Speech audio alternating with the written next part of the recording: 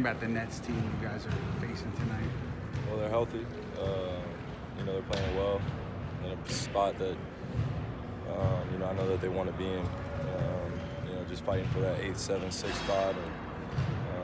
And, obviously the top 5 teams, we pretty solid in the Eastern Conference, and those guys can sneak right in there. And you never know what the matchups could be going into the playoffs, but they're a young core figuring it out.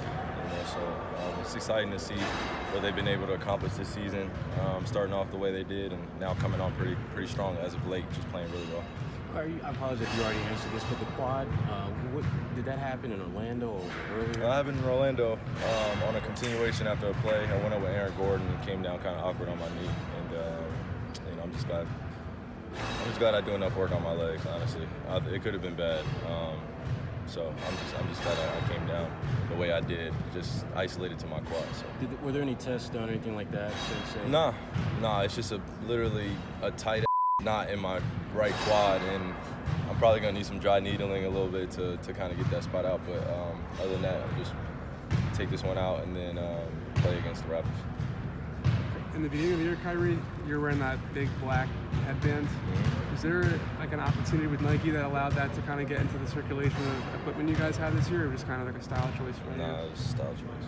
It's like my hair. You guys are coming off a couple of losses. I'm guessing you really love to be on the court tonight for this year. Is it, injuries happen, nothing you can do about it. Is it just kind of particularly bad time right now for you?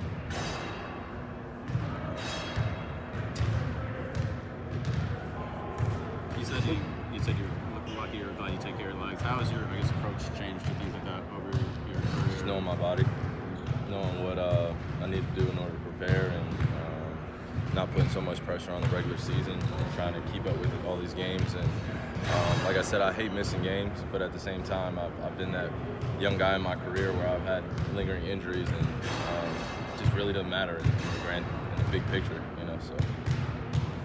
What do you like to see from these guys, playing a game every now and then without you? What are you looking for when you get a chance to kind of sit back and watch them? Well, they take advantage of the opportunity. That's really what it comes down to. How much of a challenge, though, Kyrie, is it to get young guys to understand the sense of urgency? Because, it's a lot easier said than done, as you know. Well, I don't want to put, like I said, the responsibility goes all the way around. And part of that is, like I said, learning, but also teaching and then explaining, what it actually means to come in and appreciate your job and have a goal in hand that is actually a championship. And, you've never gone about it in your career, you've never done it, and now you come into a season where the expectations are higher than, anything. And, I've dealt with, certain pressures like that, not as particularly the guy, but, I was on a team where there was a lot of pressure just every single day, a lot of media, a lot of attention, where it was just warranted every game.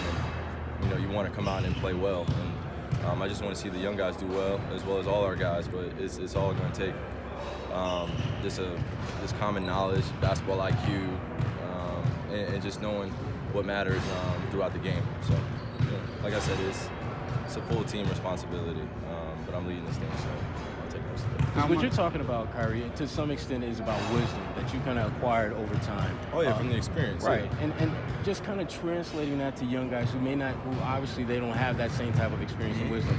How much of a challenge is that to really kind of get them to understand that without having to necessarily go through it the way you did?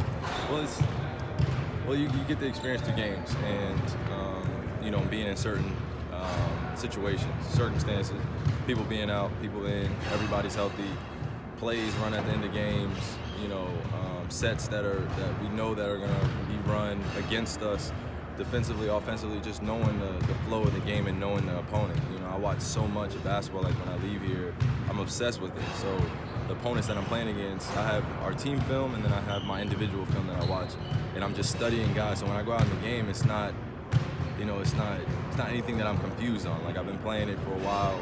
I feel like I was chosen to play basketball, so when I go home, I literally just obsess over basketball. Like, that's my job. And then when I come in and play, it's exciting to really get stops on guys and do the little things that matter. And when you win, you want to taste it again. And I never want to come from a place where I don't want to sound like or make it feel like I don't want to win a championship. Sometimes I may come off and say things, and never to question my teammates in public like that ever again. But it's I just want to win so bad. Like, came from a place where, you know, I asked for a trade, and I'm coming here, and I believe in this organization, and I want these young guys to be successful. And in order to do that, we all got to be on the same page and have that mindset that a championship or nothing.